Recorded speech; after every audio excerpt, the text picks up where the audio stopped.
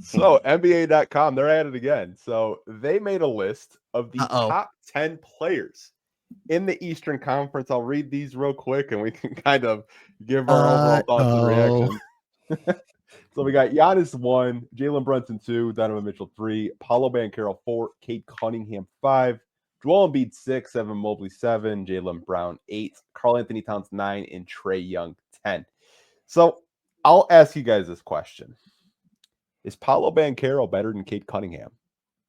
No, it's I don't like this list at all. I won't say I don't like the list. I don't like Cade's placement on the list, and Paolo's being above him is a big reason why. Like, first of all, Paolo's one of my favorite players in the league. I love watching his game. I was huge on him when he was coming out of college.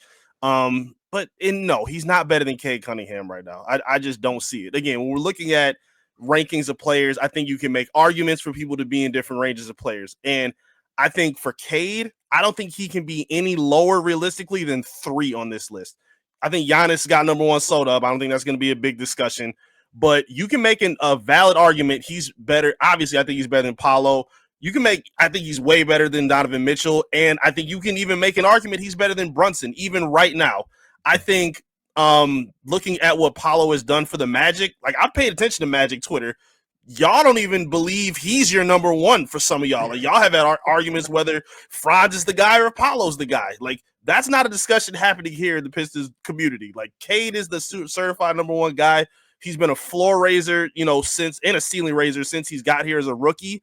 And, again, based on a lot of other guys that are on this list, what Cade has been given compared to a lot of other guys on these lists, Cade's core since he was a rookie has just been, I don't want to say laughable, but it's just kind of crazy that he's never had a real star, never had any real consistency in terms of coaching, front office development, the rosters, placement, like everything has just kind of been in the air. And Cade has always found a way to look like a star or a superstar in the making. So, I mean, from the playmaking, I think Cade's a far better defender than the 3 guys ahead of him. And again, the leadership I put into high consideration as well. I don't really understand how he fell all the way down to 5, especially seeing what he did in the playoffs. Even though they didn't win, he helped keep them in every single game, and he was productive in every single game that they played against the Knicks. So, no, I don't think Cade should be any lower than 3 on this list. Yeah, I can understand the debate between Donovan and Cade. I think, especially if you're just going off of like previous playoff experience, Donovan's an absolute stud in that department. When it comes to Paolo, I think, as along with Eric, like I'm as high on Paolo as about anyone in the Pistons space probably. But I think if we're just like, if this is going off of like projections, okay, if that's your opinion, I think you're wrong, but sure. But if we're just going off of the eye test and everything that we've seen, like Cade's done like a lot more with a lot less. And on top of that, like you just look at, you look at the analytics and just Paolo, he's a very talented player, but kind of similar to LaMelo, where his shot profile is questionable at best. A lot of times his efficiency is really not very good when it comes to his shooting. So there's just a lot of areas where he needs to grow in that aspect. I think Cade is a stronger defender, especially relative, to his position group, but even just in general, I think Cade is a more consistent defender night in, night out. And on top of that, like, there's, Cade is a guy where, like one thing Orlando is really going to benefit from is getting like, like a Tyus Jones this offseason, like a point guard who can come in and run their system and, and can bring like, fluidity to that system. Cade Cunningham is the system, right? And he's the guy that everything goes around and is built around. And, like, yes, there is like a system, so to speak, but it's really predicated on allowing Cade to run the offense and for things to go through him. And, like, it's just, I think there's just a lot of areas, especially because at certain points you kind of have to nitpick between these 2 players. But I just think there's a lot of intangible things where I think if you're asking a lot of guys, for like 23 and under or 24 and under, like, who are you taking in the league if you're making a ranking? I don't think Cade is very low on that ranking at all. I think there's a very, very small list of players who would be above him in that ranking. think anytime there's lists like this, it's going to cause debate and upstart. And I'm really surprised you didn't beep this, Sean, because I felt like you would have taken a prime opportunity just to piss Magic fans off like you did Timberwolves fans this year. But, maybe it's the fact that I'm from Grand Rapids, so there's kind of the weird tie to Orlando. Maybe it's the summer, and so I'm feeling some zen because the weather's out and the vibes are good. But honestly, it's like it's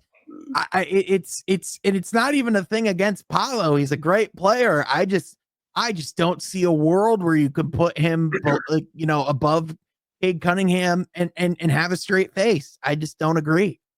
I think what you said, Sean, like Cade Cunningham is the system. When Paolo went out with an oblique tear, Franz Wagner carried the weight. Yep. If Cade Cunningham got injured, it's a lottery team, fellas. Yep. Oh yeah. I think that's the way you have to kind of look at just the overall value. And I think all of us have a different perspective of how we rank players and how we would come up with top 10 list. Eric, I think you're on the nose. Like, you could have a debate right now who's better between Jalen Brunson and Cade Cunningham.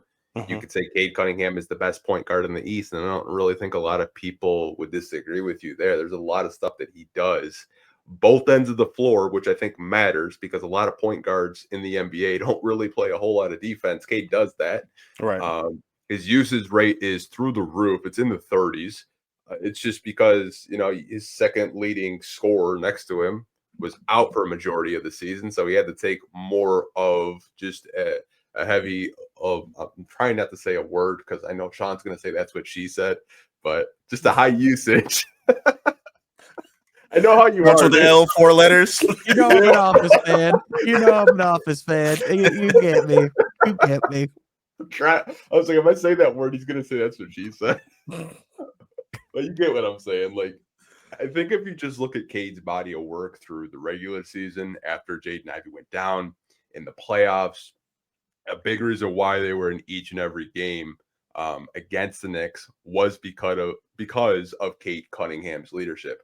Not saying that Paolo Banchero can't lead a team, but to Eric's point, like, there are people on Magic Twitter that said, no, Franz Wagner is a better basketball player than Paolo Banchero. We think Franz is better.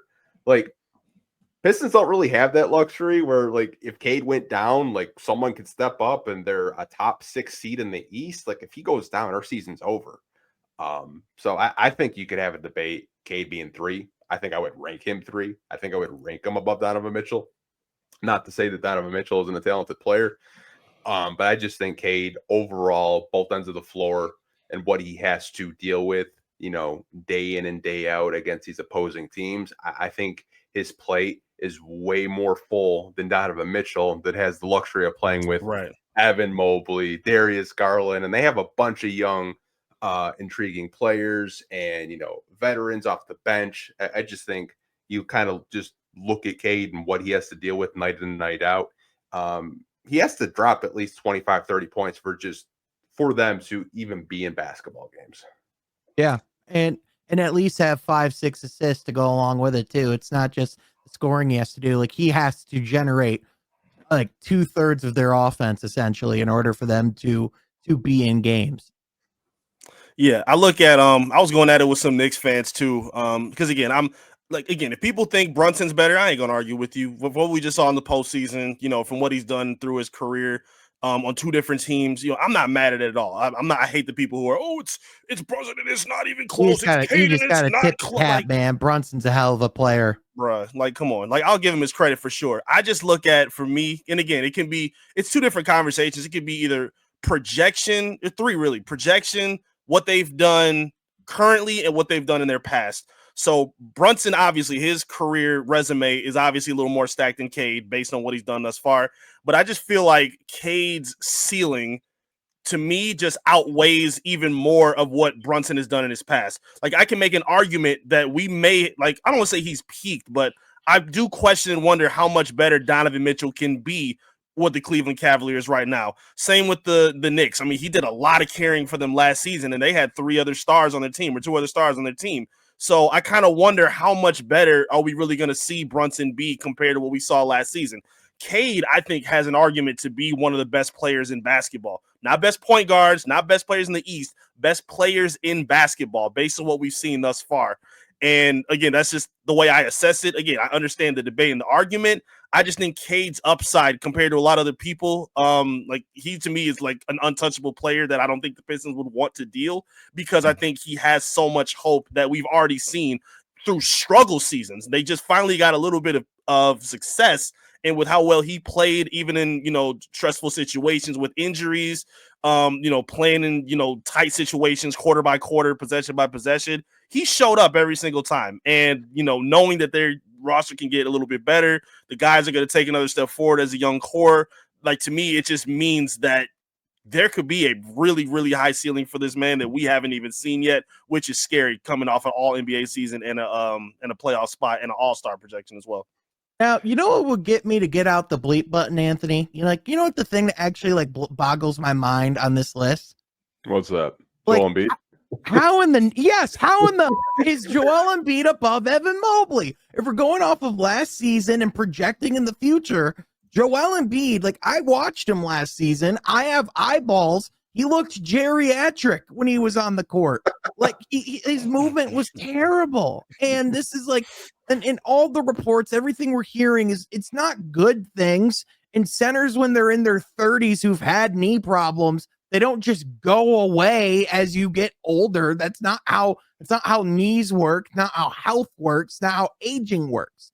So, and then Evan Mobley, like, defensive player of the year winner this last year, like taking a lot of leaps, has been a really consistent player. Like, especially on offense.